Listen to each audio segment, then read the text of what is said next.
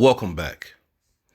As we continue on this journey through the second half of the 90s, which, as we all know now, was the decade in which Nike cemented their claim as the most dominant force in the athletic sneaker market, that was no doubt led by the greatest NBA player of all time, Michael Air Jordan.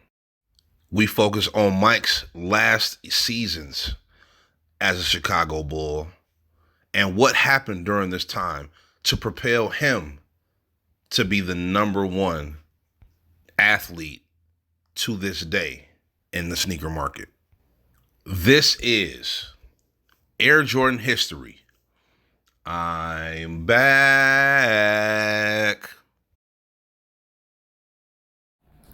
And just like that, with one short email, Mike was unretired. This announcement sent a jolt through NBA fans and the general public for that matter. The greatest has returned. The very next day, versus the Indiana Pacers, led by star shooter Reggie Miller, we witnessed Jehovah's return. Wearing the 4-5. It ain't to play games with you, it's to aim at you. And, of course, in his signature release, the Air Jordan 10, in none other than the Chicago colorway. Of course, fans were glued to their seats and TV screens respectively, as we all tuned in to witness the greatest return. Mike put up 19 points, grabbed 6 boards, and dished out 6 assists. Jordan played well out of retirement. Just 10 days later, he scored 55 points versus the Knicks in Madison Square Garden. 20 years later, to the day, the Air Jordan 10 Retro Double Nickel was released to pay homage to this game. You'll notice this release has the 4-5 on the side to rep Mike's jersey number at that time. This feature makes it a bit different than the 2012 release, which used the checkerboard style padding on the collar, which is also different from the OG, which had a solid red padding in the collar. Speaking of the OG, while Mike was going on a 13-win, 4-loss run headed towards the playoffs, the City Pack hit the streets. Now, let me tell you, I remember this very well. This was freshman year when I had enrolled in Henry Ford High School, which was right off 8 Mile by my grandmother's crib, but I was still living in the hood I was born in, off Dexter by West Grand Boulevard. Shout out to my Northwestern people. I remember the hustlers having these during that time. I'll never forget when my boy Dre, older brother Chris Hype, bust my head wide open with Seattle 10s on with a Kendall Gill jersey. Now, this was the 1994 champion jersey, so it was just a plain Kelly green with the yellow on the side. Oh, yeah, he was killing them that day. I don't remember too many people in school having a pack, but I do remember some friend of mine having shadows. While I was wrapping up my first year of high school, the Bulls were wrapping up the first round of the Eastern Conference Finals. Skating by the Hornets, they were set to face the freshly formed Orlando Magic, led by rising stars of Blue Chips, Shaq O'Neal, and Anthony Hardaway, a.k.a. Penny. The Bulls started this series in Orlando.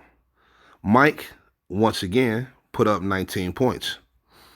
Orlando's Nick Anderson stated a very confident comment about his airness.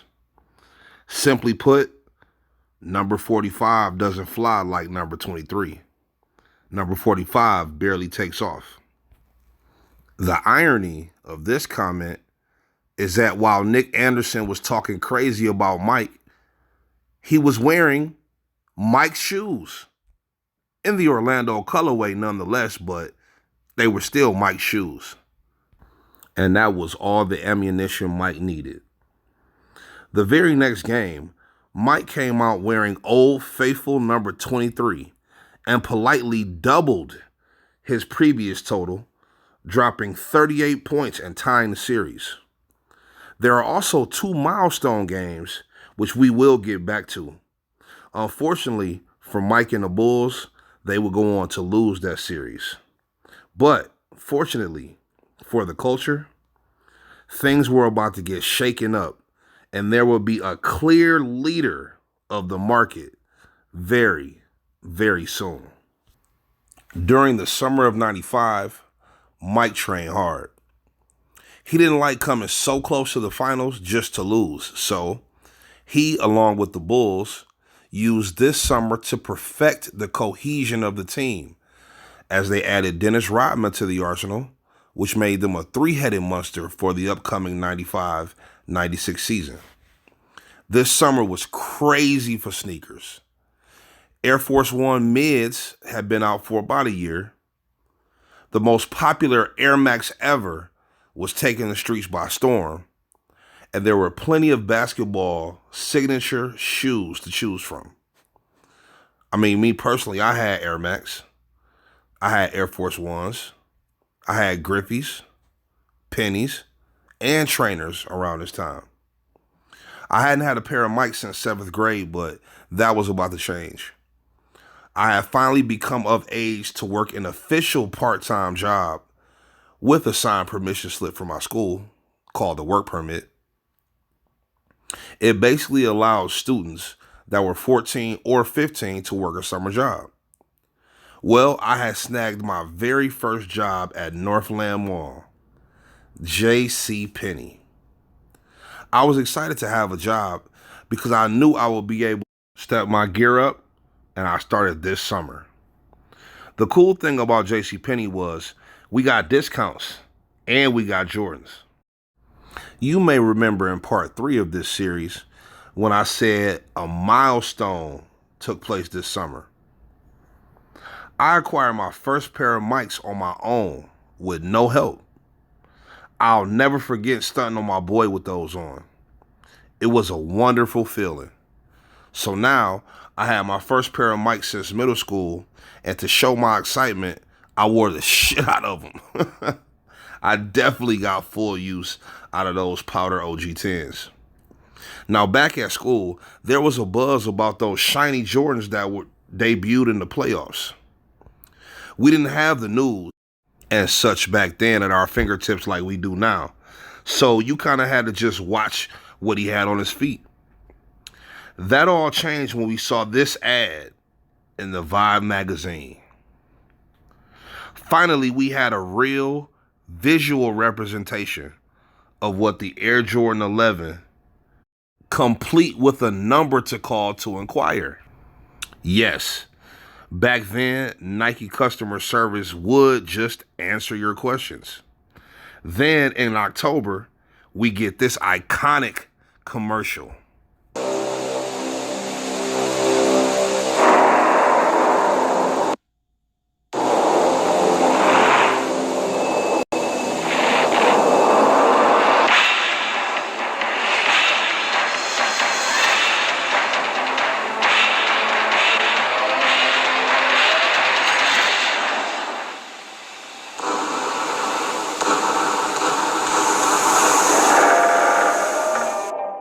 Yes. Oh, yes. It was time. We had arrived. The one sneaker that officially started our current sneaker culture has arrived. As the 1995-96 NBA season got underway, the all-time classic Air Jordan 11 was released. It instantly took the world by storm. That patent leather mudguard was a totally new concept that worked. It was the perfect sneaker to double as your evening wear shoe. It was beautiful and sold out rather quickly at most stores. Culture officially shaken up. Thank you, Nike. Thank you, Mike. Thank you to 1995. Mike was so motivated that he led the Bulls to a 41-3 start to the season. The Bulls were on their way to be seeded number 1 in the East. As I coasted through sophomore year, I knew I needed a pair of 11s. I couldn't get the conks, but my next opportunity was the week after the All-Star game, which happened to be held in San Antonio. Mike came out in that teal jersey with the orange piping with Columbia 11s on. It was Deja Carmine all over again. I instantly fell in love, and I had to have them. So, 2 days after they released, on Friday, February 16th, I caught the bus to Northland Mall to pick up my check and go buy my Columbias. This makes 2 UNC colors back to back. I was so excited, I bought an outfit and a pack of headbands just to set off the shoe. I couldn't get off the bus fast enough that Monday. It was a legendary moment for me. Just a month later, though, I would become a tad disappointed when the breads dropped because I was unable to get both pair. The bread colorway sold out everywhere.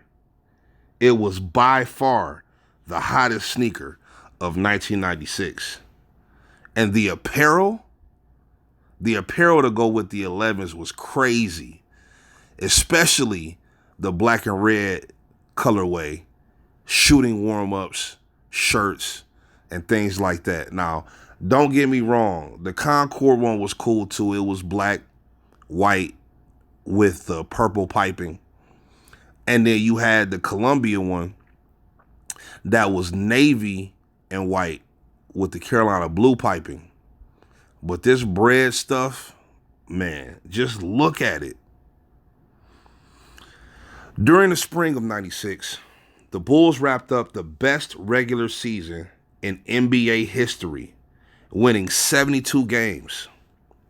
This record would hold true for 2 decades until the 2015-2016 NBA season, when the Golden State Warriors broke that record by winning 79 games. During that same season, Jordan Brand paid homage to the shoe and the season of 72 wins and just 10 losses. In December of 2015, with the release of the Air Jordan 11, 72-10. Just a few years later, they also released a low-top model. With the Bulls having such a stellar season, led by Mike wearing Bread 11s, it's no wonder why this shoe was so popular. The Bulls also introduced their 3rd color jerseys this season, which was a perfect match for the shoes. It was a black jersey with red pinstripes, one I still have to this day. The very first Air Jordan 11 Low released did not have patent leather. It was actually a much more breathable, comfortable shoe.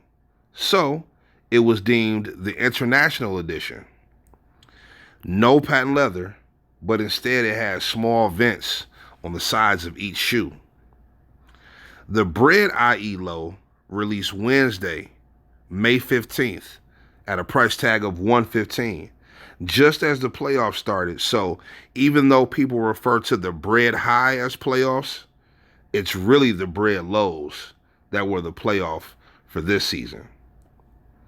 After ending the best regular season with All-Star and League MVP, Mike was determined to finish this season just as he started. On the road to the Finals MVP, Mike and the Bulls only lost 3 games. They only lost 3 games the entire playoffs. I mean, who else deserves all 3 MVP awards in one year? Mike led the league in scoring in the regular season and in the playoffs. He won his fourth championship along with his fourth MVP. There hadn't been a player in the league to sweep all MVP awards since Willis Reed did 26 seasons prior. This season officially stamped. Number 23 is back, and what better way to capitalize on the status of the greatest player in the league than to take the small screen star to the big screen. After Mike completed the season, he started filming his debut movie, which spawned another highly coveted Air Jordan 11, which I will touch on soon and detail in part 5. The summer of 96 was crazy for sneakers. Outside of the 11s, you also had the Penny Max 1, the Griffey Max 1, the Air More Up-Tempo, which is popularized by Pippen and which has been making a comeback recently retro-wise. You also had the Grant Hill 2, the Shaq Gnosis, and plenty other brands, which leads many purists to call 1996 the greatest year in sneaker history.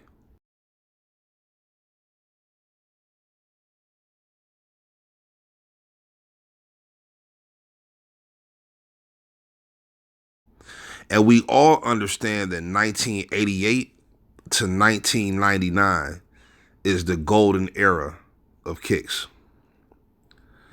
The final Jordan 11 to release was the Cobalt 11 Low IE, which dropped July 3rd, 1996.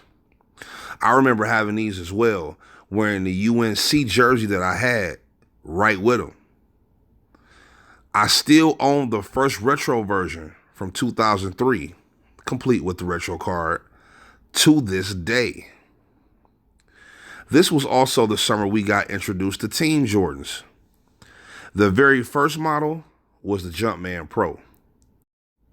It was first worn by Ray Allen this year and was actually extremely well respected at the time of release. I had quite a few pair of Team Jordans, and as we continue on this journey, you'll know exactly which pairs I did have. As far as television promotion is concerned, Fresh Prince of Bel-Air aired its final season this year, and we all remember the infamous scene with Will standing in an empty house wearing Columbias. Martin was also coming to an end soon, but in his last 2 seasons, he was really showing out. The Wayans Brothers show and In the House continued to rep the GOAT kicks every week. Marlon and Sean kept heat on feet, and LL was no different.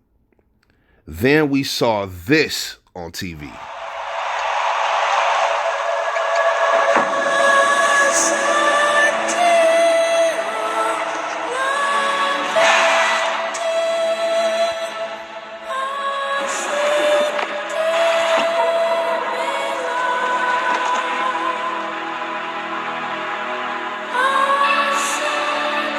And we knew the new pair was coming.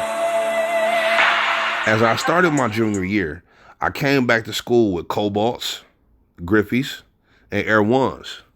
It was beautiful. Henry Ford High was one school in Detroit known for its style, and I was right on par in 96.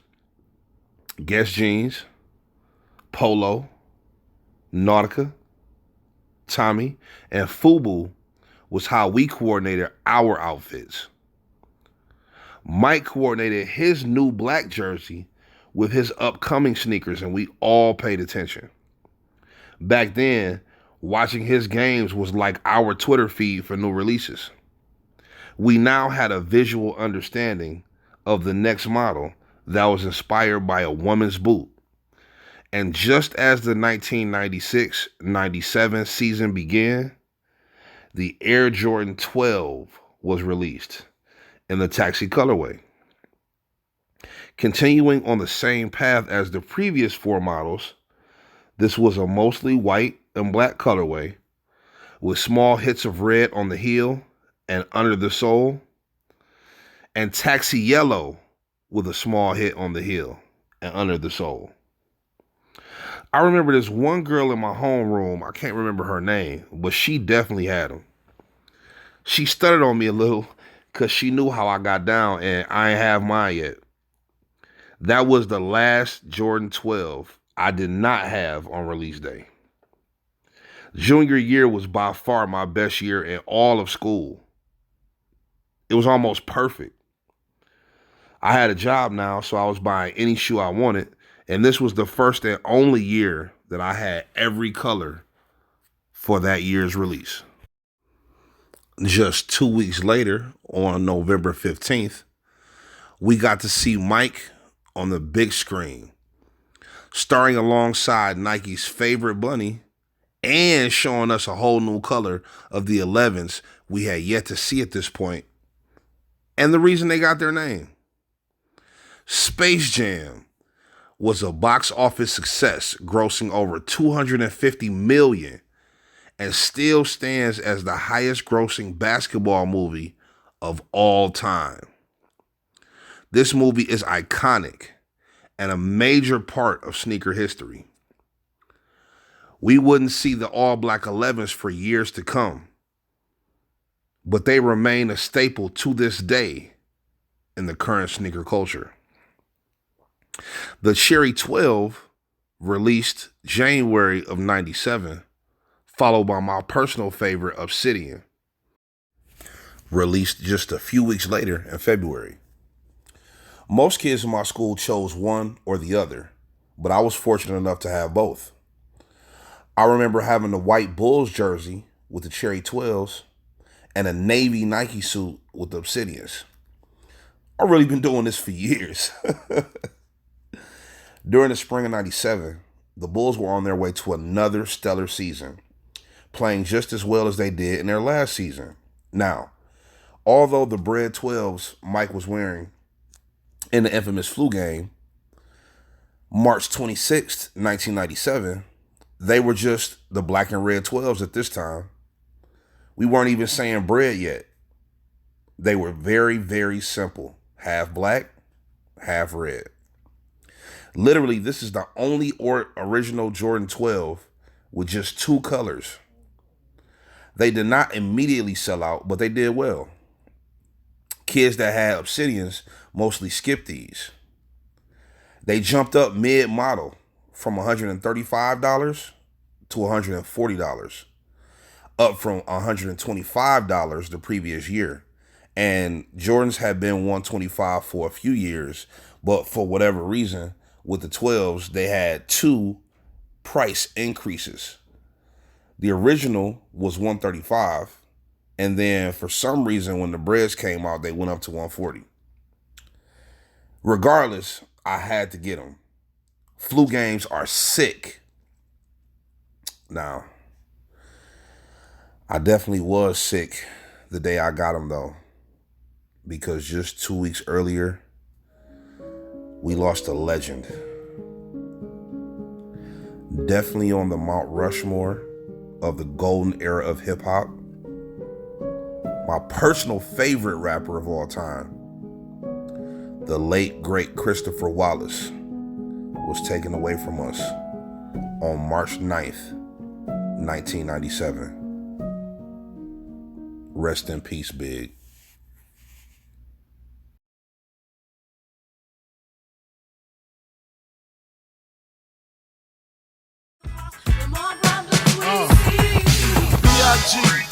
PPA, no info for the DEA. Federal agents mad cause I'm flagrant. Tap myself and the phone in the basement. As we move from spring to summer of 97, the most popular Team Jordan at this time was the Jumpman Team Pro. Now, I rocked with these. I had 3 pair of them this year. They were really like 12 and a halves based on the way they looked. They were extremely respected back then. So, the Bulls were heading into the playoffs with the best record in the league. They coasted through the playoffs in similar fashion to last year only losing 2 games heading up to the finals. And just as the playoff semifinals and the school year was ending, they released the playoff 12s. Wednesday, May 28th, was a warm day in Detroit. I was excited because I knew I was getting a new pair that day. Now, for quite a while, I would only see a few people at the store waiting. But today was different. Foot Locker had just opened up on 7 Mile of Evergreen. My school is on Evergreen, just south of 8 Mile. So instead of having to go to the mall, everyone that wanted a pair was at this Foot Locker. We all missed second hour. I bought a tee and a size 9.5 playoff. I was more excited this time because Biggie's passing made everybody show mad love. And More Money, More Problems ran the radio, so the culture was in celebration mode. I had my new pair along with like 50 other students, but I had the matching tee. School finished up and the Bulls won back-to-back chips again. But on June 11th, the name of those black and red 12s changed forever. We already know about the monumental 38-point show Mike put on while famously hungover or sick, however you look at it. You get the idea he's having difficulty just standing up. Oh, well, he's playing. He's just like, oh, and he drops. The game tied at 85. 10 on the shot clock. Open three, yeah! And that camera angle of Pippen carrying him off the floor as he leaned on his shoulder. That game gave the Bulls a 3-2 lead, ending the Utah Jazz home winning streak, and set the Bulls up for the aforementioned championship. Summer of 97 was cool. The next most popular Air Max was out. Silver and gold bullets were spotted everywhere. And of course, you had the Foamposite that released this year. Now, I remember this time very, very clearly because the Foamposite was the first Nike that was close to $200. Jordans at this time were $140. They hadn't even hit $150 yet. But Foams, when they released, they were $180. And they were kind of strange. You know, we looked at them like moon boots. We weren't really quite sure what to make of them. And it was only a couple of colorways. It was the original blue ones, and it was the Foamposite Pro. It was like all black with a black check, and I think it had like neon on it, maybe neon yellow on it, I believe. And then the pearls came out a little bit later. Now, I didn't have a pair of the OG Foamposites. They came in the same box that the Jordan 12s were coming in. You know, the classic mid-90s Nike sportswear box. Black base, flip top lid, brown with the orange on the side. And Foams came in that box. Now, it was only one person in my hood that I remember having those shoes. And that was my man, Dre Dub. Now, in my hood off Dexter, I was definitely one of the freshest guys in that neighborhood. 7 Mile was different because everybody was fresh over there for the most part. But Dre Dub was like the only person on my level, on my block, like in the hood. So Dre Dub had them. And, you know, they looked all right, but I guess I just wasn't quite ready for Foams. And it seems like I wasn't the only one because Foamposites did not sell out at all. As a matter of fact, they went on sale. They was just kind of a cool blue moon boot. It was definitely a bad boy summer though. Martin had just went off the air while Mike was in air on top of the world. Plenty endorsements. A top movie out on VHS. And another championship as well after his retirement. According to The Last Dance, this summer is when Mike started to wonder, can we repeat the three-peat? Now me, I took my ACTs and scored very, very well. At that time, I actually thought I was going to be a dentist. After Labor Day, I returned to school in the UNC Jumpman teams as a senior. Class of 98 officially runs the school. No Limit Soldiers was our class song, but our mascot was the Henry Ford Trojans. So we were the No Limit Trojans. No Limit Trojans. I thought we told you. Yeah, man, it was definitely lit at high school back then, especially them pep rallies. Boy, I had actually acquired enough credits that I only had 3 major classes this year, along with 2 different gym periods and 2 lunches. I was the man in school, and Mike was the man on the court. Of course, by the time he laced up for the start of the 97-98 season, it was time for a new model. Inspired by the Black Cat Panther, the Air Jordan 13 hit the streets. They almost looked like a whale, so some called them the Free Willy or the Killer Whales. The name that stuck is coming the following year, but we're not quite there yet. Now, the Bulls will start the season off slow with a 9-win, 7-loss record for November, due in part to Scottie missing half the season. But they will recover nicely in December, going on a 15-4 run until Pippen returned in January of 98. This same month, the Cherry 13 was released to slight fanfare. At this time, the most unpopular 13 colorway was easy to find and even went on sale a bit later. Now, what I loved about the 13s was the matching apparel. Man, that original apparel that went with the Jordans from last millennium was so cold. I liked the cherry fit, but I loved this one right here. The way these blues blended in so well with those white panels on the side, crazy. This one was a must cop.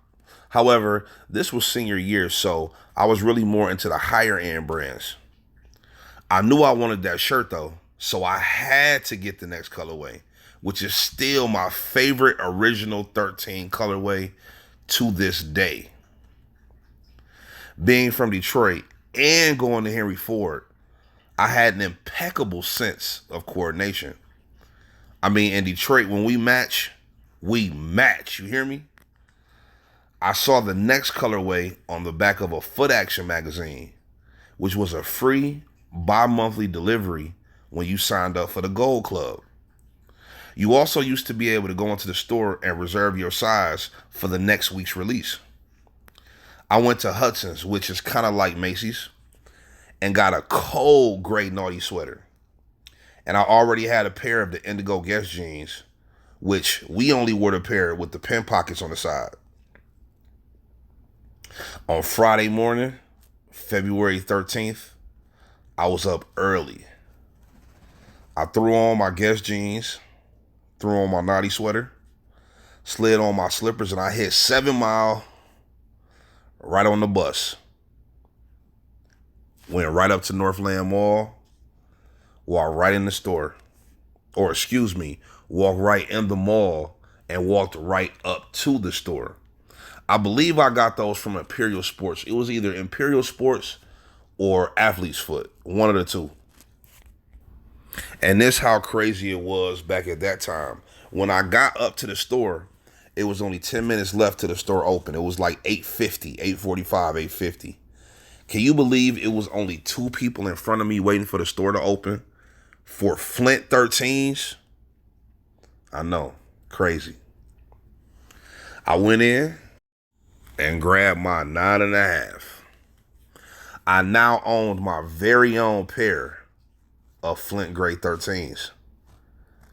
I hopped on a bus walking with the slickest diddy bop you ever seen, boy. Slid in the door with my ID in hand and proceeded to murder the entire student body. Now, I just want to take a minute to say rest in peace to all of the kids who lost their lives a year later when some kids in Colorado actually went into school and murdered the entire student body. What I'm talking about, obviously, is just a play on words, but that was a serious situation, and it happened just 14 months later. So, rest in peace to those Columbine kids. This was definitely one of my freshest days ever in Henry Ford High School. Meanwhile, the Bulls just went on a 15-for-19 game run, and with Pippen back, their record was now 34-15 on the day that the Flints dropped. Despite the injuries and all the roster shuffling that was going on, the Bulls went on a 13-game win streak from March to April.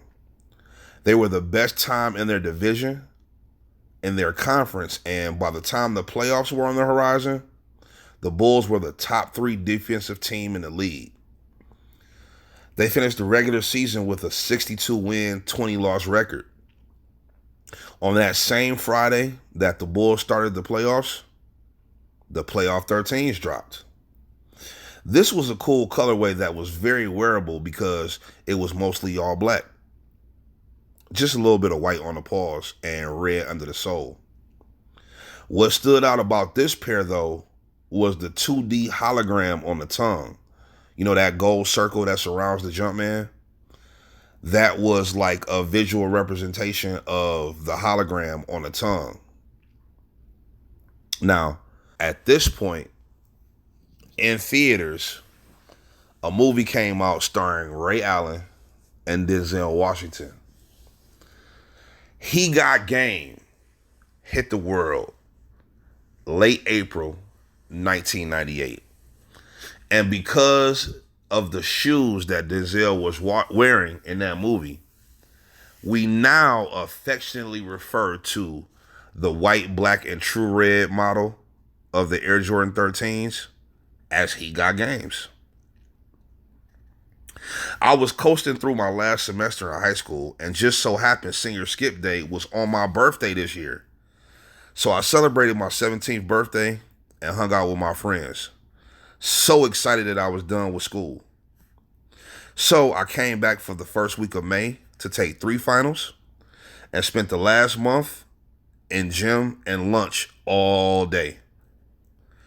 The Bulls swept the Nets.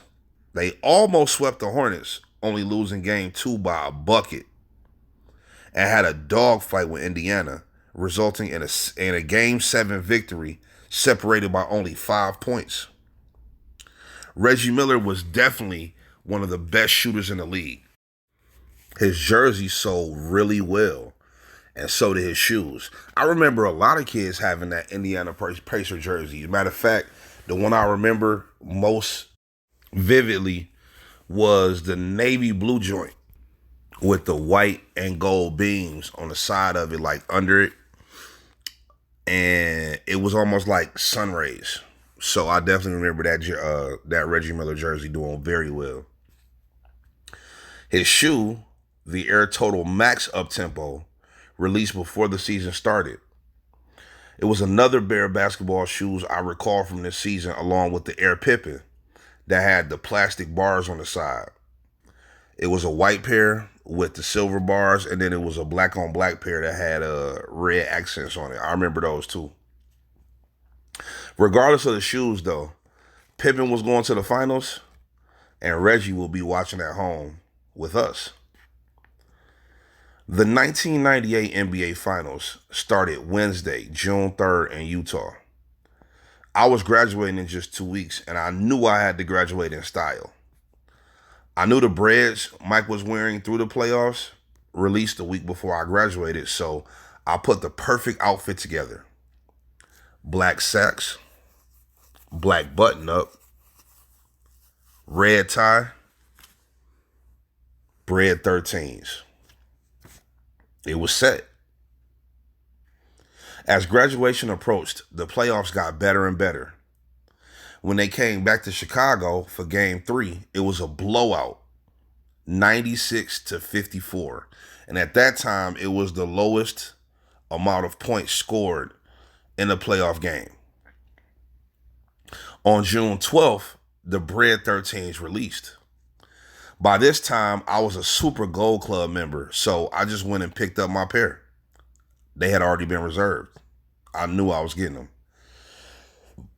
That evening, the Bulls lost at home, but I was winning with my graduation fit laid out.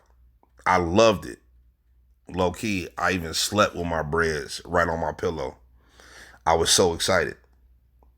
Of course, we know what happened on June 14th. That Sunday, as I watched Game 6, I noticed Mike had on a pair of shoes that I had never seen.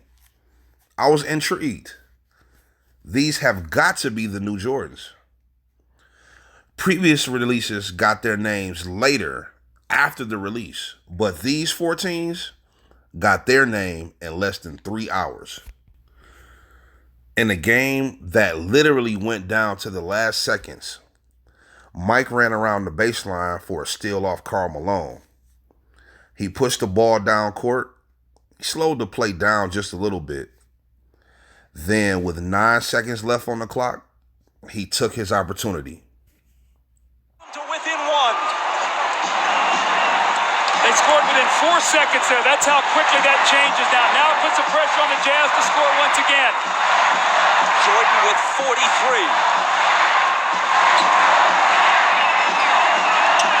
Malone is doubled. They swat at it and steal it. Here comes Chicago. 17 seconds. 17 seconds from Game 7 or from championship number 6. Jordan open. Chicago with the lead. Timeout Utah. So 3 crucial plays here by Michael Jordan now as he gets Brian Russell with a quick crossover. Look at Brian Russell slips and Michael pulls up and buries the shot. This shot was the last Mike took as a Chicago Bull. Hence the name we gave the Bread 14s he was wearing. This was it. Mike was goated. 2 3-peats in 8 years. A feat that had never and will never be done again. I mean, it's just too much to accomplish. Even if you start at the championships. 3 championships back to back to back. Twice within the same 10 years. On top of all the MVP awards.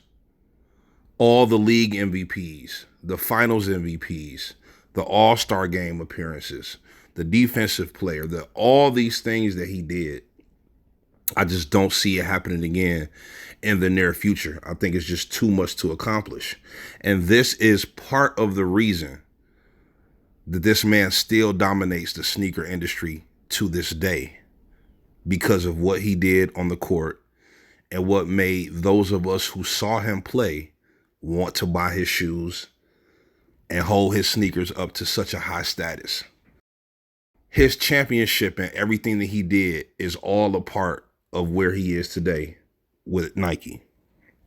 So, 3 days after Mike walked away with the ring, I walked across the stage with my diploma. Dripped out, of course, and I was the only one with the new mics on in Cobo Hall. After high school, I continued to cop J's. My favorite low Jordan of all time, the Navy and Carolina Low 13, dropped 4th of July weekend. You know I had them. Now, you may know them if you're a younger sneakerhead or if you just recently got involved with kicks. You may know them as the Brave Blue 13s. They also just released a high top version of this same shoe last year. But to us OGs, these are the Navy and Carolina Lows for sure. The summer of 98 was lit for sneakers. With the Jordans, obviously we just talked about the Carolina Navy Blue Lows, which released 4th of July weekend.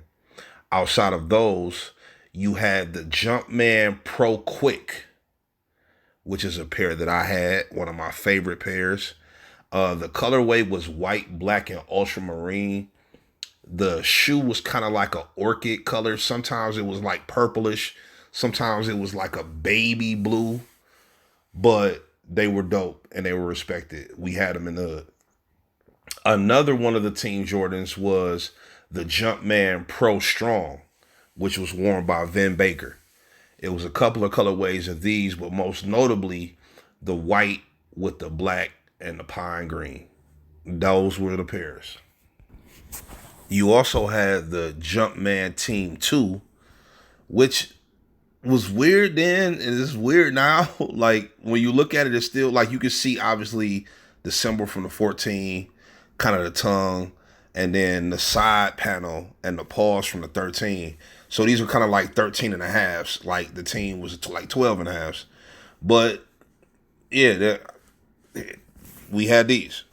And then to get even more strange, for some reason, Jordan Brand decided to come out with like a boxing sneaker. So here you have the Jordan Trainer that released in 1998. These were trash. Nobody had them. And they ended up going on sale for like $19.99. Then Pippen released the Air Pippen 2, which in my opinion and the opinions of others around me at that time, it seemed kind of like a backstep. Like you went from a nice Air Max with all this air bubble in it to the Air Pippen 2, which was just like no air bubbles, just like it just seemed like a regular Nike. So it seemed strange to us, but there you had the Air Pippen 2. That was the white one. This is the black one with the white and the silver. You also had the Air Penny 4 to release, which was the first penny with a strap on it. Pretty decent shoe though. I mean, they look good from the side. Very sleek, you know. They look good. And of course, Air Max. Now, of course, you had the Air Max 98 that was out. It came out in a couple of colorways for the men, as you can see, and then for the women. And they did pretty well. You know, they were cool. It wasn't necessarily my thing, but people had them. And this was around the time that they started doing a lot of weird stuff with the Air Max line. It was like different offshoots and different Air Max that you don't really know the name. You just remember, okay, yeah, I remember those in 98. I remember those in 99. And then we're going to get to my favorite Air Max ever that just happened to release this year as well, shortly. Now, during this summer, when Mike and the rest of the Chicago Bulls were relaxing, enjoying the victory of their 6th championship win, I was off the porch this summer.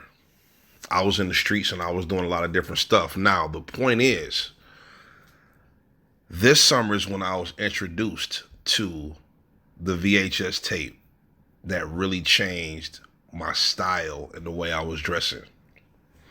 Streets is Watching VHS. It was released in the summer, but we didn't start getting onto it until later. I remember definitely watching this in October and September and August of this year. And this was also right around the time that the I'm Bout It VHS tape was floating around as well. And that was P's movie. So both of these was really hood classics, really, you know, because everybody didn't have this VHS tape. And then we round out the summer with the last and final Air Jordan 13 to release. On Wednesday, September 9th, the Air Jordan 13 Low Chutney released. And I remember I ended up getting this one from JCPenney as well. I got it on discount, and I remember I had a mustard colored Nike tee that I bought to go with it, which ended up being free because I got them on discount. Now, this sneaker had not been retro for so long, but they finally did retro this release in 2018, which was 20 years after the initial release. And I have that pair right now. So I have the OG Chutneys, and I got the retro Chutney as well. Now, at the end of September, in addition to Hove dropping Volume 2 Hard Knock Life, which was banging everywhere, that video for Annie was playing everywhere that summer. I remember it very well. And this was his album that took him to mainstream success. There was also an Air Max that released right around this time. Now I know Ho's album came out at the end of September, and I believe the shoe came out that same weekend. I believe I saw it because I remember walking in Champs and seeing this beautiful blue shoe. And I remember I referred to it as the Water Air Max. Or no, we called them the Oceans. We called them the Oceans because they look like water to us. This is the introduction of a brand new technology, tuned air. So on the signs, you would see the TN and that yellow badge. They had it on clothes. They had hats for it. They had a lot going on with this shoe. Like, it was a big rollout for this tuned air. So the Air Max Plus was released in late 98. Now, I don't remember whether it was September or October, but it was right around that time. And I remember really loving that sneaker. Now, at this time, I didn't get the initial release. I didn't have the blue ones at first. I remember I ended up going back later to get them. But the ones that I did have, I remember the white leather ones came out in the winter. So it may have been November. I had the white on white leather ones with the white stitching. It kind of looked like silver or gray from the picture, but it's actually just the white thread stitched on the white leather. I had the Sunsets, of course. Now, we called them the Tigers or the Tiger Stripes. I mean, obviously, just look at it. And this was one of my favorite Air Max. I also have the 2013 retro, I believe, right now. And then I had another colorway that was black that faded into red, and it had the silver stripes on it with a red check. And those were my favorite pair, period. That black pair was my favorite pair. I wore the shit out of those back at that time. But back to the original release. These really changed my outlook on Air Max. This is the Air Max that I fell in love with. It was not my first Air Max, but it was my favorite Air Max, my most memorable Air Max, and still, 25 years later, the Air Max Plus, aka Tuned Air, is still my favorite Air Max ever. Now, heading into October, normally this will be the time where Mike and the Bulls will be preparing to start the season, getting their preseason games going, getting everything going. But here's the thing. In 1998, there was no basketball preseason in October because there was no basketball being played. In 1998, the NBA lockout took place again, which pushed the season back all the way to 1999. So during this time, there was no NBA at all. So when Halloween of 1998 came and Nike released the Air Jordan 14 in the white, black, true red colorway, which we affectionately refer to as the Black Toe 14s, they didn't really do so well. I remember having them, but being one of the few people that had them. As a matter of fact, this sneaker was in every store, and it actually ended up going on sale. Now, I had them just because I was a first-day copper. I always have been. That's just who I am. But I was a little disappointed later after I copped some more 14s when I saw that I could have waited and got these for $80. But, hey, it's just one of those things, you know. So there was no basketball season. There was no Air Jordan. Now, we did see him wear this sneaker when he hit the last shot back in June. But for the new rollout, they just dropped it. And there it was. So now the Air Jordan 14s are out. But I'm really dealing with these Air Max. So more so than focusing on Jordans for the winter, I was focusing on Air Max. Of course, I was wearing boots.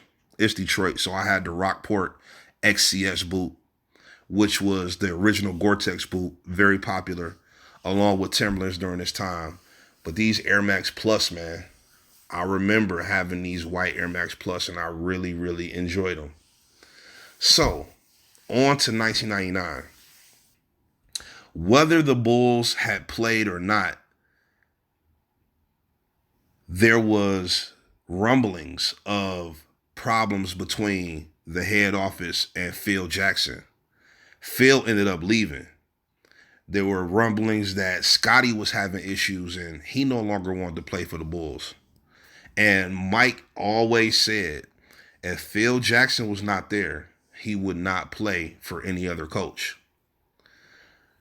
Shortly before Michael announced his retirement from the NBA on January 13th, 1999, the Air Jordan 14 Candy Cane was released on January 9th, 1999.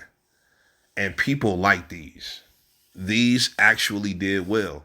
I remember there being a bit of a line when I went to go get mine. And of course, I went to go get mine on release day in 99, the white and red 14s.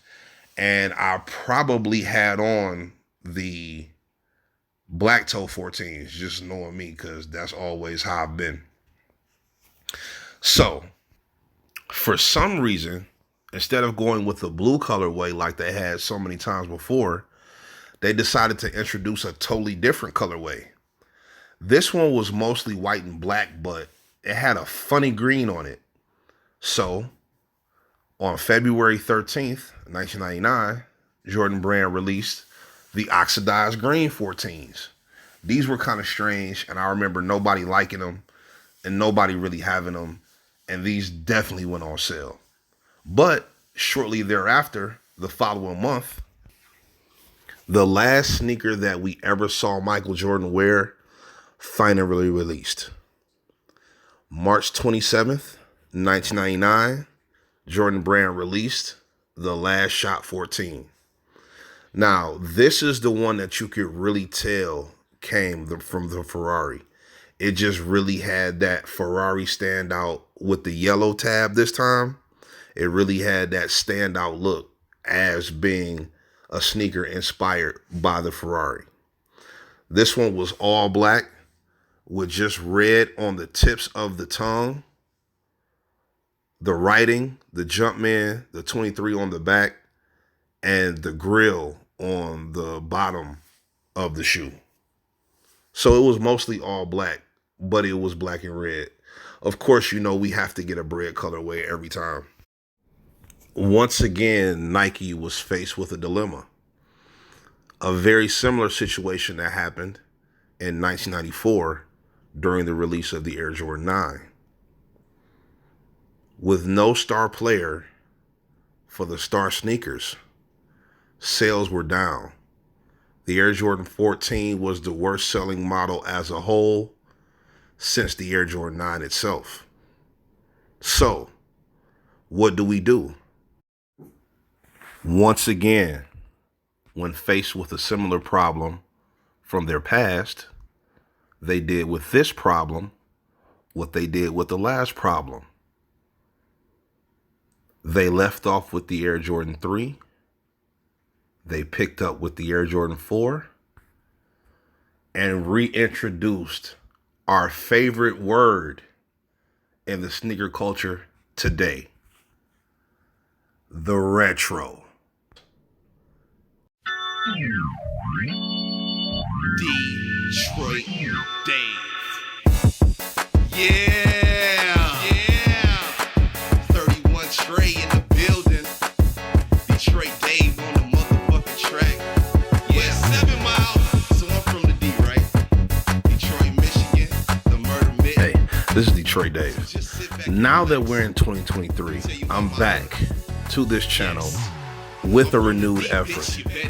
I hadn't been making videos since 2018, and I've had a lot of people that have actually asked me, when am I coming back, and people that want to see me back. So hopefully you see the improvements in the direction that I'm trying to take this channel.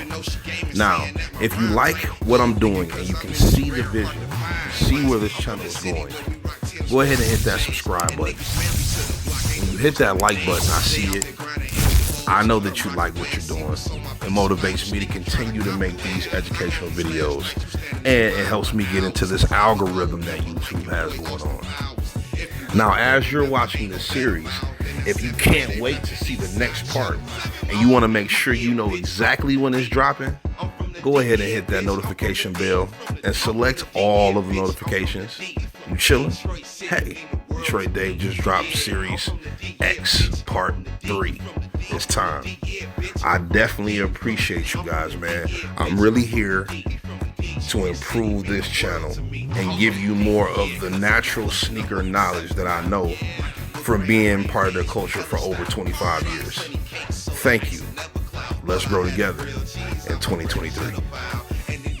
Detroit City mean the world to me. I'm from now I done took you to my hood and around town. But when night hit, it's popping off downtown. Riding down Woodward, flossing the rocks. Bullfield, Comerica Park, or even the Fox. Plenty entertainment for any demeanor. Get the Jefferson and hit Joe Louis Arena. On prime night, limelight, Hogo Ball is most likely going down at Cobo Hall.